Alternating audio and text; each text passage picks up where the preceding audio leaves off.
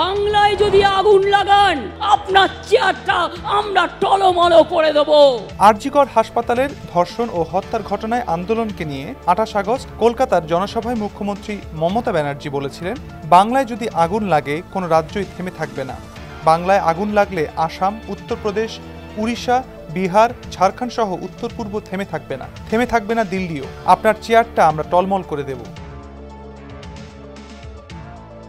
এই মন্তব্যের জেরেই সুপ্রিম কোর্টের আইনজীবী বিনীত জিন্দাল মমতার বিরুদ্ধে 29 আগস্ট দিল্লির পুলিশ কমিশনারকে একটি চিঠি লিখে অভিযোগ দায়ের করেন। ভারতীয় দণ্ডবিধি 152, 192, 196, 153 ধারায় অভিযোগ দায়ের করা হয়েছে।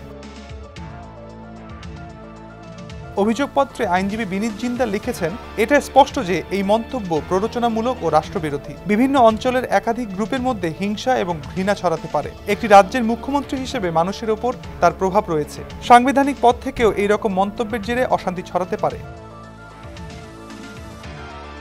উল্লেখ্য, কলকাতার আর.জি. কর মেডিকেল কলেজে এক নারী চিকিৎসককে ধর্ষণ ও হত্যার ঘটনায় প্রথমে সাধারণ নাগরিকরা প্রতিবাদে রাস্তায় নেমে পড়েছিলেন। তাদের নেতৃত্বে কোনো রাজনৈতিক দল ছিল না। তাই কিভাবে তাদের মোকাবেলা করা হবে তা নিয়ে ক্ষমতাসীন দল তৃণমূল কংগ্রেস এবং মমতা ব্যানার্জির সরকার চিন্তায় ছিল।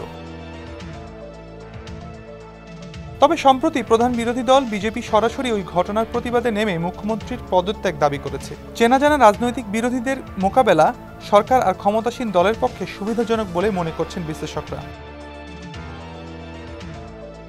ধর্ষণ ও হত্যার ঘটনার পর থেকে 2 সপ্তাহের বেশি হয়ে গেল। প্রতিদিনই একাধিক ছোট বড় মিছিল জমায়েত হচ্ছে কলকাতার রাস্তায়। বিভিন্ন রাজনৈতিক দল বা সংগঠন প্রতিবাদে নামলেও সিংহভাগ প্রতিবাদ মিছিলের সংগঠক বা যোগদানকারীরা একেবারেই সাধারণ নাগরিক।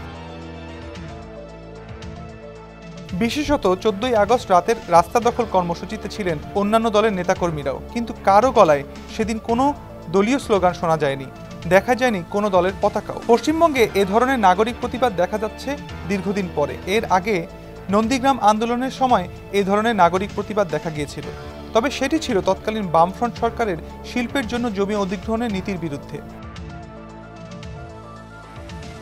আর এবারের প্রতিবাদ যেমন হচ্ছে বিচারের দাবিতে, তেমনই উঠে আসছে সমাজে পঞ্জীভূত ক্ষোভও। রাজ্যের প্রধান বিরোধী দল বিজেপি আর.জি. করের ঘটনায় প্রতিবাদে নেমে সরাসরি মুখ্যমন্ত্রীর পদত্যাগের দাবি তুলেছে।